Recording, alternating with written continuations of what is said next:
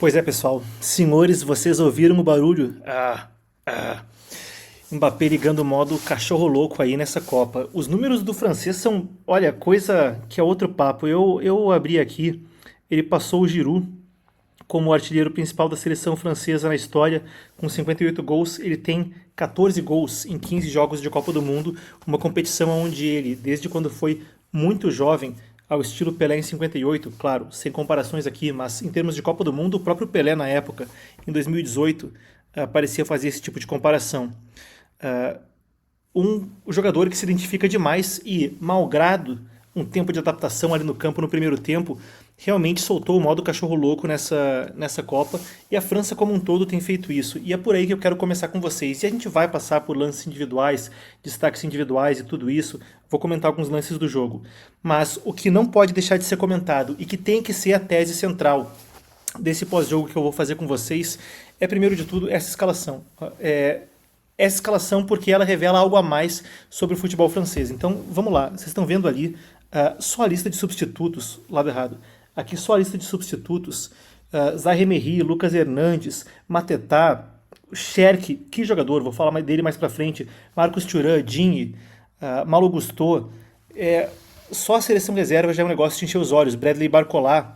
E aí, para além disso, quando a gente olha aqui a seleção que está na tela, eu vou até passar pelos nomes: Mike Maignan no gol, Upamecano e Salibari atrás, Theo Hernandes e Koundé, aí Tchouaméni e Rabiot no meio, Dembélé ali no meio campo central, com Olise de um lado, Doué do outro e Mbappé na frente. O ponto é que passa 2018, passa 2022, chega 2026 e as peças de reposição permitem que essa espécie de dinastia francesa se mantenha. A tese que eu quero fazer para abrir esse pós-jogo é a seguinte: em 2022, de certa forma, foi um triunfo do fracasso e da desorganização. Aquela Copa que a Argentina ganhou pela genialidade de Lionel Messi, pelo seu talento humano, pela genialidade de seu técnico, que conseguiu, de forma muito criativa, encontrar soluções e mudar as coisas depois que perdem aquele primeiro jogo contra a Arábia Saudita. Mas certamente não por méritos da AFA, a Associação de Futebol da Argentina, que, se na CBF se fala de baderna, a AFA é outra conversa, uma quantidade estratosférica de desencontros, barrigadas, tic-tac, processo de corrupção. Olha, é um negócio onde não se dá para dizer que as coisas vão bem no futebol argentino, malgrado aquela Copa ganha por mérito dos jogadores, do seu talento humano, do seu treinador, mas não de organização. Com a França em 2018 e com o sucesso consistente da França, a gente falava do Mbappé, único jogador a marcar um hat-trick em final de Copa, aquela que ele perdeu em 2022. Mas esse tipo de talento ser consistentemente desenvolvido salta do acaso e vai para o nível de organização. Esse é um trabalho que tem crescido de forma exponencial na França. O Centro Nacional de Futebol, a Academia de Futebol de Clairefontaine, conseguiu capitalizar em uma grande quantidade de talento que antes era desperdiçado. Talvez a região metropolitana de Paris e os subúrbios franceses sejam, junto do sudeste brasileiro, o maior manancial de talento de futebol que há no mundo. E era um talento que era subaproveitado. Pode ver que muitos dos jogadores, os craques franceses, não eram identificados por jogar na França ao longo da história do século XX. Muitos se identificavam com a Juventus, né? Zidane na Juventus, depois no Real Madrid, mas ninguém lembra do Zidane e do Bordeaux. Quando se fala de Karim Benzema, do Lyon, claro, houve lampejos de expressão, mas a organização da Academia de Futebol em Clairefontaine e a ascensão do PSG, malgrada a questão do Qatar, que tem debate sobre fair play financeiro, e o mesmo o uso do esporte para acobertar violações de direitos humanos. Faço essa menção, o canal não é sobre isso, então vou continuar focando no futebol. Mas o Qatar faz uma escolha muito inteligente na escolha de qual é o superclube que vai apoiar então. Afinal de contas, pega aquela grande zona de talento desperdiçado, coloca a injeção para agora, cada vez mais, desenvolver talento da base, em especial com o fim da era Neymar, Messi, Mbappé, Cavani, Ibra, e começa a focar em talento da base. Começa a fazer o desenvolvimento dos seus craques em casa, fazendo uso daquele centro urbano que não tinha um clube gigante dessa expressão e agora tem, para ter uma academia ali que, em coordenação com a Clairefontaine e as seleções de base francesa, está entregando para a gente uma dinastia. O resultado a gente está vendo aí 3 Copas, agora a terceira, aonde a França leva essa revolução para o campo. Então, a primeira coisa a se observar é que essa escalação aqui atrás de mim tem muito que vai muito, muito, muito além do gramado e traz pra gente uma visão mais ampla de um trabalho de muita boa organização da Federação Francesa de Futebol, que agora consegue produzir isso aí aqui atrás. Também conseguindo se valer de muitos craques que têm origem africana, etc. Você vê aqui, aqui atrás.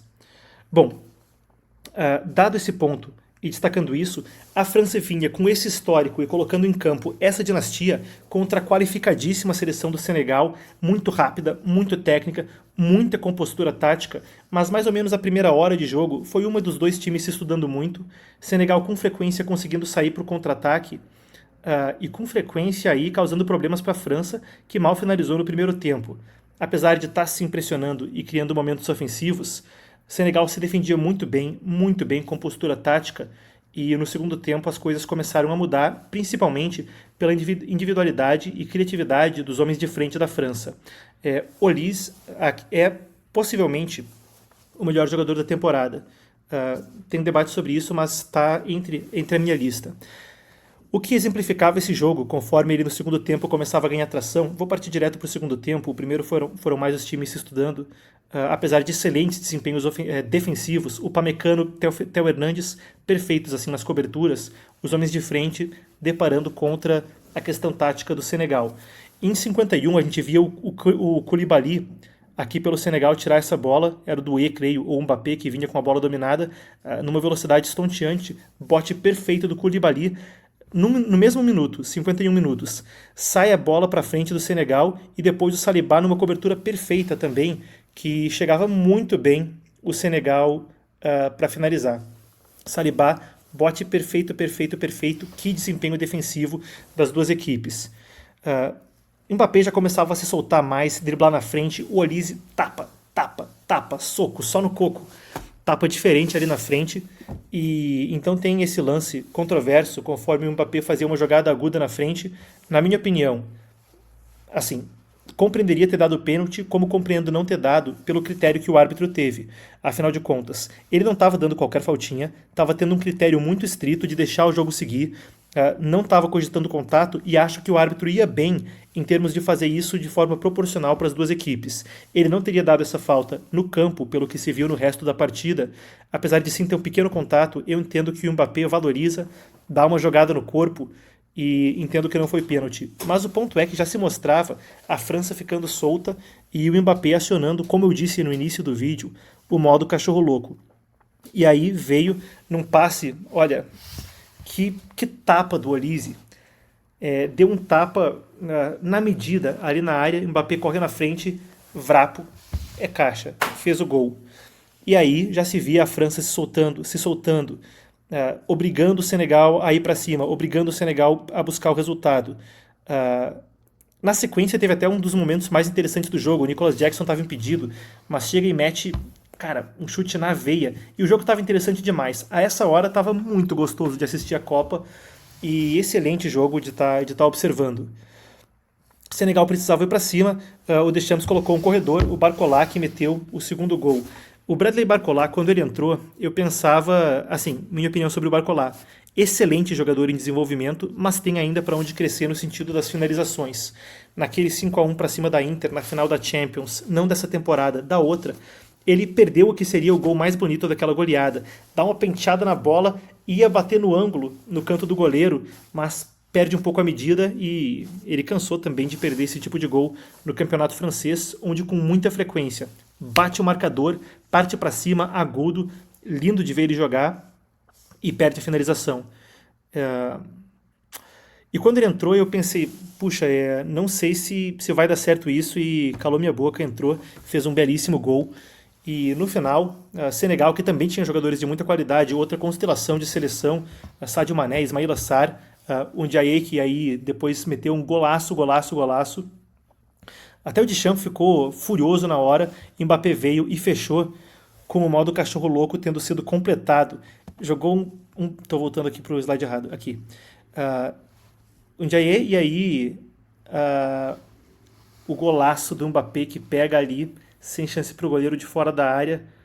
Golaço. Então, por aí a gente coroa uma atuação de gala da seleção francesa. Quando o Cherki entrou no final, também tenho que falar. Quando o jogo estava trancado no primeiro tempo, quando no segundo tempo os homens de frente começavam a se destacar no talento individual, mas ainda não se via o gol saindo, eu pensei, isso aqui é jogo para o Ryan Cherki. O Cherki é um dos jogadores mais legais, na minha opinião, é hoje meu jogador preferido de ver jogar no futebol mundial. A temporada que ele fez para o Manchester City, teve aquele jogo onde o City estava para passar o Arsenal na tabela, passou, né, momentaneamente, que a faixa estendeu a torcida estendeu aquela faixona, Panic in the Streets of London, pânico nas ruas de Londres, e o Cherki fazendo embaixadinha e só tapa diferente no meio campo. Eu pensei, trocar o Dembélé pelo Cherki é uma forma de conseguir fazer com que a França tenha mais criatividade ofensiva. Eu achei que os laterais estavam conseguindo conter muito bem. Rabiot e Tchouaméni são dois meio-campistas com característica defensiva, mas com também o talento ofensivo para jogar com o Cherki no meio-campo. E eu acho que a França poderia ter tido um resultado ainda melhor se Cherki entrasse no lugar do Dembélé, que não conseguiu mostrar todo o talento que a gente sabe que ele é capaz de demonstrar nessa partida. Isso dito, a França, entre os favoritos, é agora a que entra em campo e mostra que veio. Pega um adversário que é uma pedrada, coloca seus homens de frente para jogar, para correr, tapa diferente no meio campo, organização técnica, organização tática, preparo físico, velocidade, e o resultado está aí. Se ontem a Espanha pareceu uma seleção que sem Nico Williams e sem Yamal, até comentar aqui rapidinho porque eu não consegui fazer o pós-jogo da Espanha e Cabo Verde, sensacional o jogo, né? Mas a Espanha não conseguiu se impor criativamente. Era o quê? Cai no Pedri, cai no Rodri, dá um tapa por cima para o Cucurella ajeitar de cabeça e o Ferran Torres tentar bater. Sem Yamal e sem Nico Williams, esse foi o jogo da Espanha. E não conseguiu combater guerreiro, valente, heróico, histórico Cabo Verde, mas que afinal de contas era uma seleção de menor expressão e era obrigação da Espanha conseguir o resultado. A França, entre as favoritas agora, é a que mostra a que veio e me parece que tem muitas chances de brigar novamente pelo título da Copa do Mundo. Se não for nessa, pode ser numa outra, ou numa outra, ou numa outra, porque, como eu disse na tese central desse vídeo, se encaixou de forma muito interessante a sua forma dinástica de montar, a sua forma de montar dinastias, a Claire Fontaine, a academia, os programas de base, a revolução do Qatar no PSG. E ainda joga outro componente, tá? A quantidade de jogadores do PSG aqui é grande, e assim como a escola de futebol do Barcelona teve um impacto profundo na seleção espanhola, me parece que o trabalho do Luis Henrique no PSG fez bem também para a seleção francesa. Bom, tá aí o pós-jogo com vocês. Mbappé e a França no modo cachorro louco. Cara, não sei se alguém segura. E se pegar o Brasil, olha, é para se preocupar bastante. Vem até um eco de 2014 aqui na orelha. Bem, grande abraço então, uma boa noite para todo mundo. Tá aí o pós-jogo de França. Esse canal eu faço no meu tempo livre, então se for possível eu vou fazer mais vídeos durante a semana, senão a gente se vê no próximo Jogo do Brasil. Tá bom? Grande abraço, boa noite para todo mundo e boa semana pra gente.